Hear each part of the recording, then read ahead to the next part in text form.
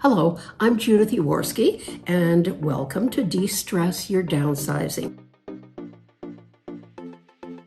You know, I've recently downsized myself, and I must admit it was quite an adventure, definitely an adventure, but I learned a lot, and I'd like to share some downsizing tips with you, and I hope that you find them very, very practical and very useful. In this webinar, we're going to discuss several items, and the first one is extremely important, and that's whether or not you should put your children on title to your home or not. We'll talk about housing alternatives, the pros and cons of condos, ensuring that your financial ducks are in order. Do you rent or do you buy? And a plethora, my favorite word, of downsizing tips. The big mistake is thinking that you can do it on your own. And I gotta tell you, it is overwhelming. And I'm an extremely organized person, and I found it very, very overwhelming. And even though friends and family came in to help.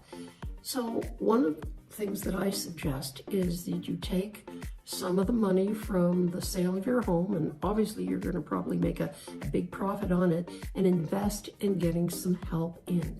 They're pros, they're going to make things go much smoother, much quicker, and I can assure you, you're going to save your back and your sanity. I'm also a realtor, and I have lots of people that I can recommend to help you. I must admit, one of my clients was overwhelmed with downsizing, and I brought in a person who helped her through all the packing, and she found that it was so useful because, you know, she said, I'd be sitting there figuring out whether or not I should throw something out or give it away, and the other person would say, oh, out it goes. And she says, boy, it sure helped me make that decision. So having an outsider do that really does help things go more smoothly and much quicker as well. I can recommend a lot of wonderful people to help. For example, a stager, downsizing assistant, lawyer, accountant, mover. All of them will help make your downsizing go much smoother.